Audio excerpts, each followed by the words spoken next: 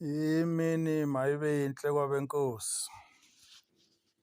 Bantwana benkosi, sisaphila kuwo umusa kaNkulunkulu. Sisaphila phakathi kwalo ithemba, phansi kwalo ithemba lokuthi usuku olulandelayo siyakulibona. Nezinto esifisayo nesiphuphayo ziyogcina ifezekile ngenxa yethemba esinalo kuNkulunkulu. Bantwana benkosi, kuhle ukuthi njalo sihlale sikhumbula ukuthi asiphileli thina ngokwethu kodwa siphila ngawo umusa kaThixo osezulwini. Ngoba ngaphandle kwakhe asilutho. Ngaphandle kokulalela izwi lakhe silenze kasilutho. Naye uNkulunkulu unesethembiso sokuthi abalizwa baligcine izwi lakhe uyobandisela imihla yokuphila kwabo. Uyophinda babusise ekungeneni nasekuphumeni emizini yabo. Aphinde babusise nasensimini abalima kuyona. Makhulunywa ngensimu ke khulunywa ngemisebenzi esiyenzayo nesiphilisa ngayo. Bantwana benkosi, ngiyafisa namhlanje ngesibukisane le ndaba yokuthi emhlabeni njengoba umhlaba uNkulunkulu nokugcwala kwakhe, konke okwenzekayo emhlabeni kuyintando yakhe. Akukho kwenzeka engazi yena uNkulunkulu noma engafuni. Ngoba noma kwenziwe omubi osuke ededelwe uNkulunkulu ukuthi akwenze ngenxa yesono esuke usenzile wena. Bengifisa bafowethu namhlanje ke sibhekisane incwadi kaMshumayeli 5. Soyiqala evesini lesibili. Mhlambe sigcine evesini lesihlanu. Ivesi lesibili lithi ungabe namawala ngomlomo wakho.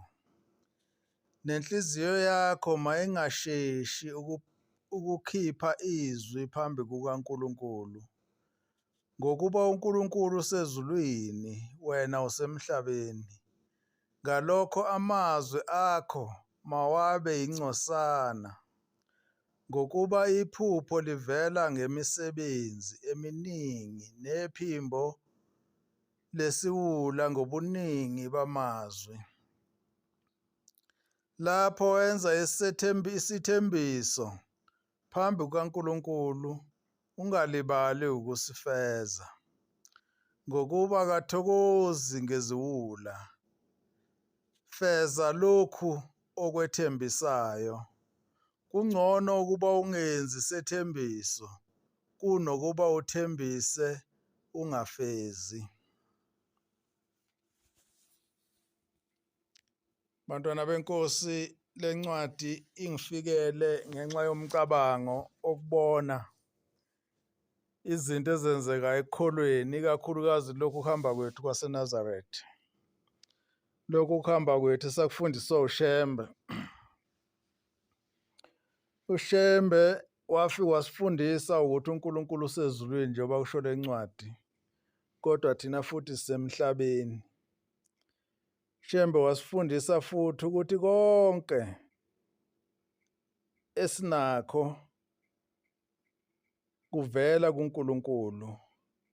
Uma ngabe ufisa ukubonga, kufanele ubonge uNkulunkulu ngakwenzele khona. Noma ufisa ukukhonza, ukhonze uNkulunkulu ngoba umnikazi wemphefumulo yethu. Le ncwadi le ethi abantu ake benciphise ukukhulumela safuthi ngendaba ethinta uNkulunkulu. Ngoba uNkulunkulu usezulwini, abantu basemhlabeni. Futhi uNkulunkulu akathokozi ngomuntu okhulumela safuthi ngaye. Ngoba lowo muntu uma ekhuluma egomela ngoNkulunkulu kodwa uNkulunkulu esezulwini yena esemhlabeni. Lokho kubiza njengamazwi esiwula. Besithi incwadi le uma wenze isifungo leso sifungo sifeze. Okungenani ngcono ungafungi mawungeza ukufeza ngoba uNkulunkulu akamfuni umuntu ofunga engenzi. Isho njalo lencwadi. Lencwadi ngisuselaphi? Ngisusela kubantu kakhulukazi abangamaNazaretha. Abantu abangamaNazaretha bebethi noma beshumayela ezinkonzweni zabo benze izifungo abangenawo amandla okuzifeza bona. Bafunge nangoshembe kodwa bebengenawo amandla okufeza leso sifungo. Ithi incwadi uNkulunkulu usezulwini wena usemhlabeni. Amazwi akho awanciphe ngoba uzokwenza isifungo ongeke ukwazi ukusifeza wena.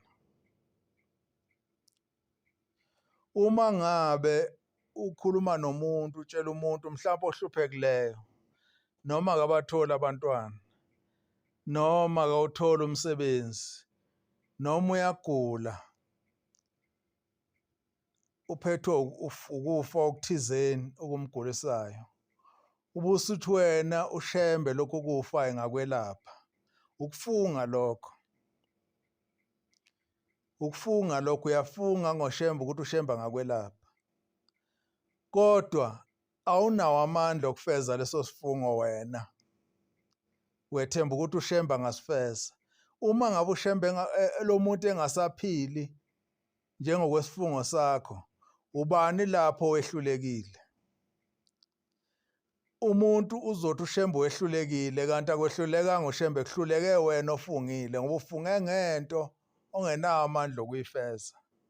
Ngoba esinakho kuvela kuNkulunkulu. Konke esinakho kuvela kuNkulunkulu, akuveli kithi. Akekho umuntu ongafunga ngento angenawo amandla okuyifeza. Ngisho uBhombele efika la ezweni akaze ayifungele yena ukuthi ngiyafunga ngiyagomela kuzokwenzeka ukuthi. Kodwa kuphela wayazi ukuthi uNkulunkulu uzokwenzela ukuthi wena. Ngoba yena wayenamandla okuxhumana noNkulunkulu direct. Hayi ukuthi yena wayenamandla okukwenzela noma ukufezela leyo nto oyifunayo wena. Amandla kwakungaka uNkulunkulu. Manje ke uma ngabe wena uwumuntu phaqa ufika noma esitimeleni umuntu ebika usizi lwakhe ungasho ukuthi okuye nakushembe mhlawumbe ungasizakala. Kodwa uvela uthi nje oya kushembe uzosizakala. Ukufunga lokho. Ufunga ngento ongeke ukwazi ukuyifeza ngoba leyo nto ayikho emandleni akho. Nawe uyasho ukuthi akuwena ozokwenza kodwa ushembe, kodwa usufunge ngaye.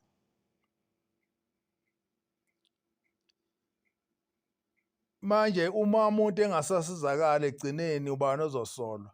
Uzothiwa ushembe uyehluleka. Ngaya nakushembe wehluleka.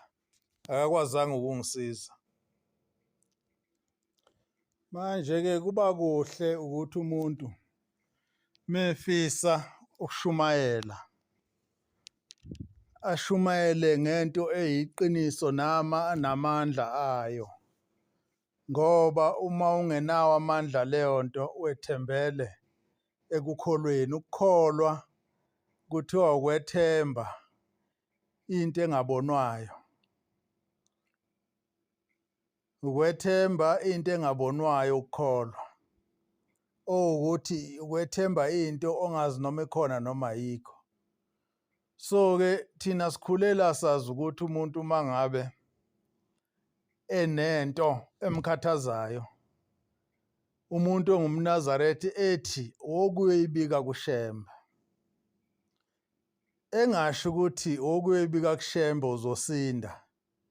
ethi okuyoyibika kuShembe. Ngoba uShembe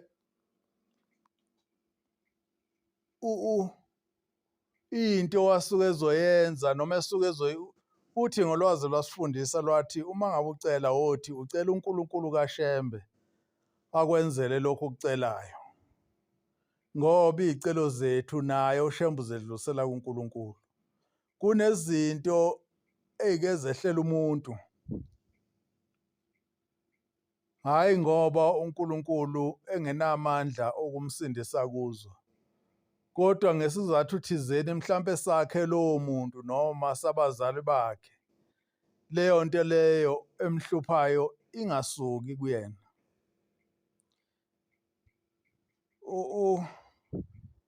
uBabilanga wakwakhuluma ngomunye intombazana, cabanga umakoti owayegula ekuphakameni. Kwakuye kuthi-ke njalo ngoLwesithathu ntambama kube nenkonzo yegoli. Abantu abagulayo bahlala ethempelini, bangene ethempelini bayothandazelwa. Inkosi-ke ngaleso sikhathi inkosi iLanga yayibambela yona ukuthandazela. Ithi yake yathandazela omunye umakoti owayegula kakhulu.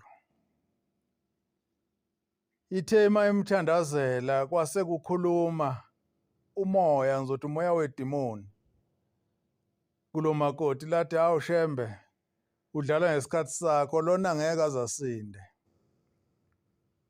Noma ungamthandazela ngeke azasinde ngoba uguliswa yimina. Hawu ubani wena? Na cha, nguyisezala wakhe. Nje umbone egula nje, hayi akaguli, ukuthi ngifuna ezela kumina la engihleli khona.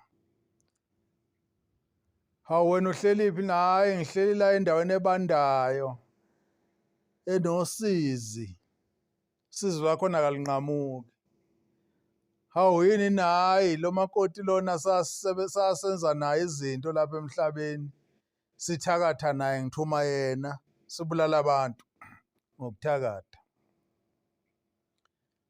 Awu manje ngeke akunikelele yini mhlampe kuphume kulento? Cha bo, angifune kuphuma la engikhona, ngenele nje zonke ingane zingihleli nazo zonke izingane zami, naye umakoti ngiyamfuna ezela. Ithi inkosi iLanga yagcina ingazanga lowo makoti ukuthi wagcina ephelelaphi, ukuthi udaba lwakhe lagcina liphele kanjani noma wagcina efile naye akazi, ngoba wabe semtshela naye ukuthi hayi cha, lo muntu lokhu ukugula okugulisayo ngeke akuphumi ngoba kunomuntu uyihlozala wakho, uthi uyena okugulisayo, futhi akafune namnikelo nankomo wokuthi anikelelwe ukuthi aphume kule ndawo akuyona. Manje-ke uma ngabe-ke uzofikela umuntu onjalo kuwena ungumNazaretha, ubusumfungela ukuthi uma yakuShembe uzofika asinde, ebese kanti uthola ukuthi uguliswa yilesi simo okhulunywa ngaso, sekufanele ubani ohlulekile lapho? Uzothi uShembe uhlulekile?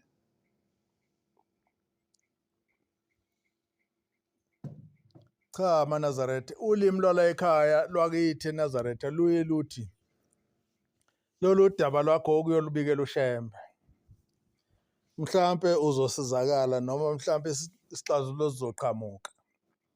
Kungasho ukuthi yena uzoba super what kuwukuthi uShembe uzokunxusela kuNkulunkulu ukuthi uNkulunkulu akuvezele isixazululo kuleyo nkinga onayo, ngoba yonke into esiyenzayo nesinayo iqhamuka kuNkulunkulu, iqhamuka ngaye, thina akasinawo amandla okuzenzela. Manje-ke incwadi ithi ungafungi ngento ongenayo, ongenawo amandla okuyifeza. Ithi namazwi akho owakhulumayo akube amazwi aziyo ukuthi uNkulunkulu akekho emhlabeni, usezulwini. Ithi ungabi namawala ngomlomo wakho.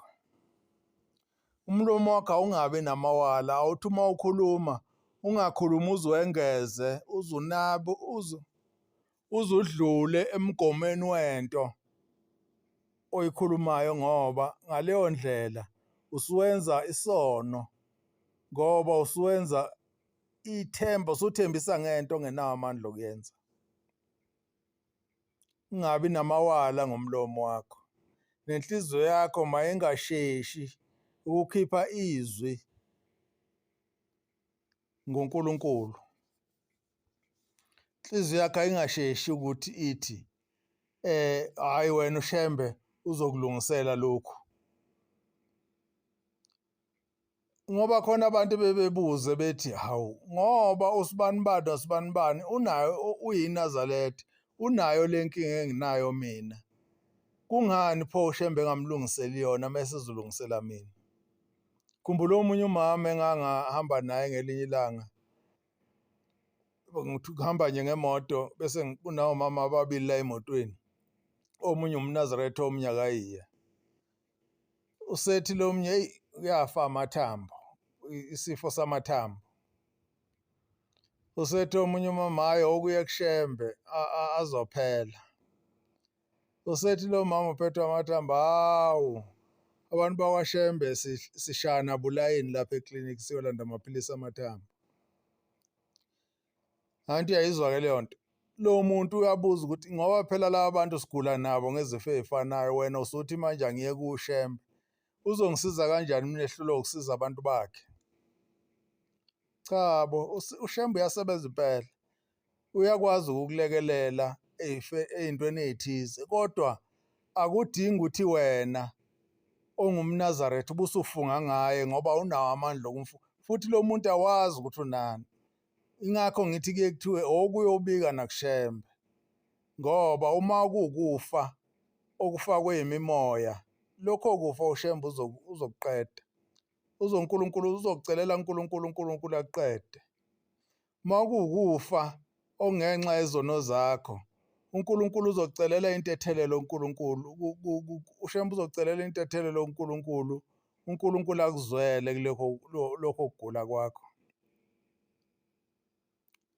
ngoba awenzanga, awufunganga kumuntu ukuthi umuntu wenkosi noma kanjani uma ufika kuShembe yosinda. uShembe akayiyona inyanga efunga ngemithi yayo, awukuthi ngizokunika nangu nsuku mbili lesilonda ngeke liphele isonto sikuphethe. Cha, ingakho uShembe engenalo ibhentshi okuthiwa unebhentshi labantu abazozwa abazobhula kuyena, ngoba kabhuli, kodwa uthatha isikhalo sakhe asibikele kuNkulunkulu, uNkulunkulu akulungisele sona. Ingakho kuye kwathiwa amaNazaretha angayifuyi izinja, ngoba mase sicelile iy'celo zethu uNkulunkulu uzothumela iy'ngelosi emakhaya ethu. Kufanele efike amakhaya ethu eyifanele ingelosi, amakhaya ethu eclean, ekufanele ukufika kwengelosi, ngoba uma kufika ingelosi kukhona izinja, izinja ziyakwazi ukuzwa imimoya engabonwa ngeso lenyama bese ziyayikhonkotha, bese ingelosi iyasuka lapho, ngoba uNkulunkulu uthi inja ingezinye iy'lwane ey'ngcolileyo. Ingelosi kayingeni la kunento khona engcolileyo. Manje-ke ingakho iy'ngelosi ziye zize zisilethele izimpendulo zezicelo zethu esuke kade siyoy'cela kuShembe. Yilokho ngisho ukuthi asinciphise ukuthi sibe namawala ngemlomo yethu. Ngiye ngizwe nje la njengoba sekwaba ney'nkundla zokuxhumana o-TikTok, uze umuntu ewuzwe ukuthi uyabona-ke lento ekhulunywa lo muntu ilumba uqobo lwalo. Uma ngabe umuntu esesuke yakuShembe yofuna lento ingasenzeki, ebese ethi ngezwe usibanibani ethi shuthi uShembe uyakhetha. uShembe akakhethi muntu, wonke ofika kuyena uyamcelela uNkulunkulu amenzele lokho akusuke kucela.